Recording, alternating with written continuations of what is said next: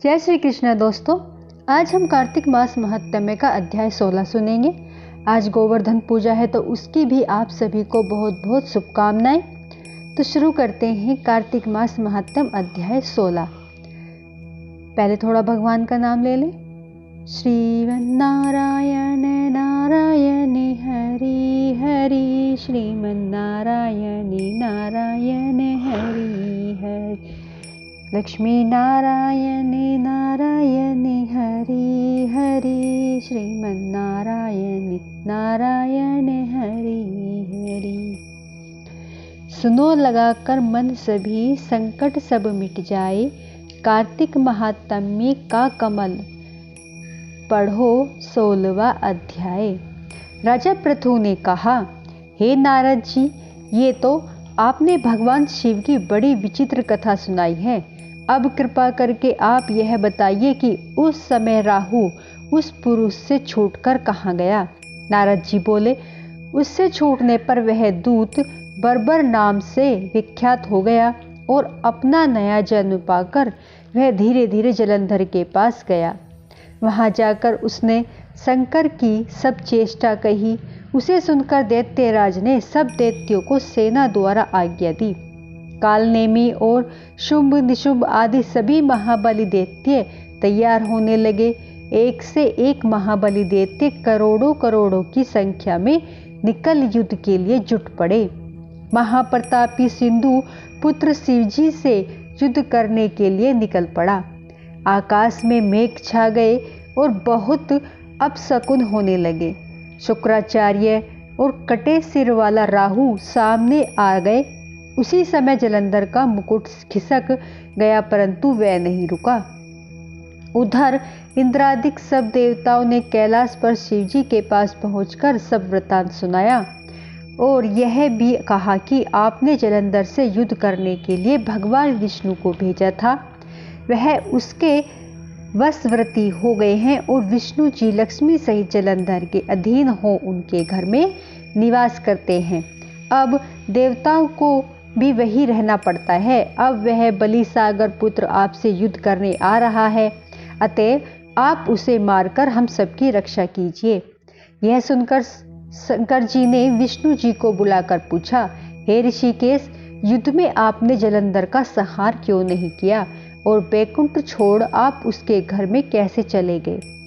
यह सुनकर विष्णु जी ने हाथ जोड़कर नम्रता पूर्वक भगवान शंकर से कहा, उसे आपका अंशी और लक्ष्मी का भ्राता होने के कारण ही मैंने नहीं मारा है।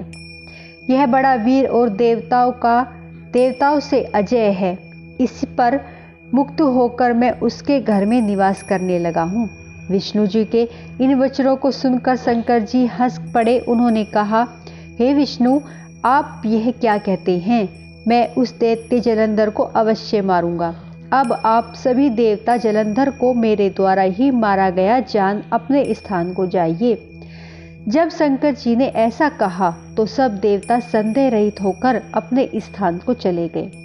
इसी समय पराक्रमी जलंधर अपनी विशाल सेना के साथ पर्वत के समीप आ कैलाश को घेर सिंहनाद करने लगा।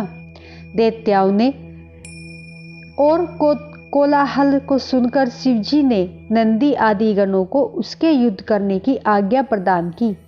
कैलाश के समीप भीषण युद्ध होने लगा। दैत्य अनेकों प्रकार के अस्त्र शस्त्र बरसाने लगे।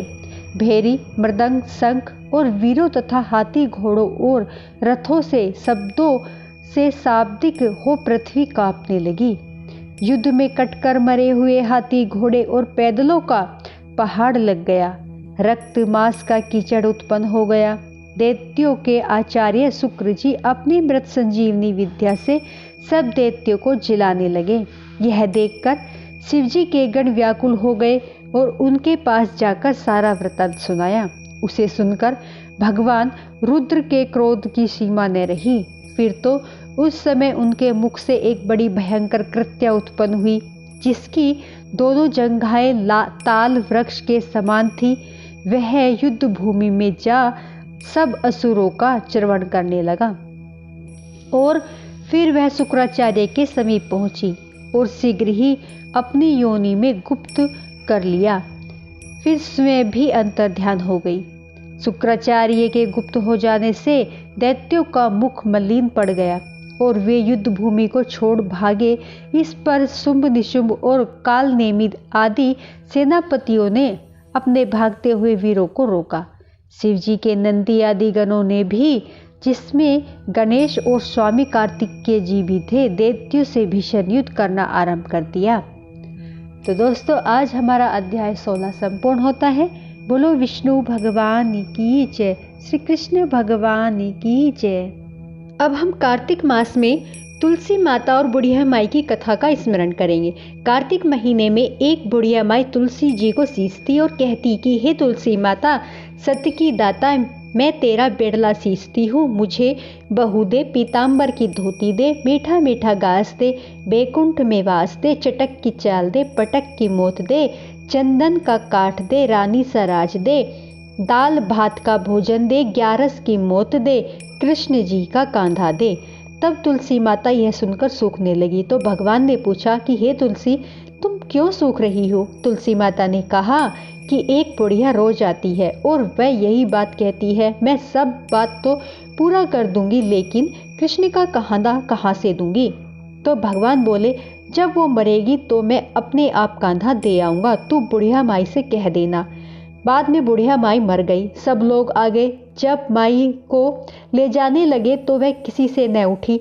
तब भगवान एक 12 वर्ष के बालक का रूप धारण करके आए। बालक ने कहा, मैं कान में एक बात कहूँगा तो बुढ़िया माई उठ जाएगी।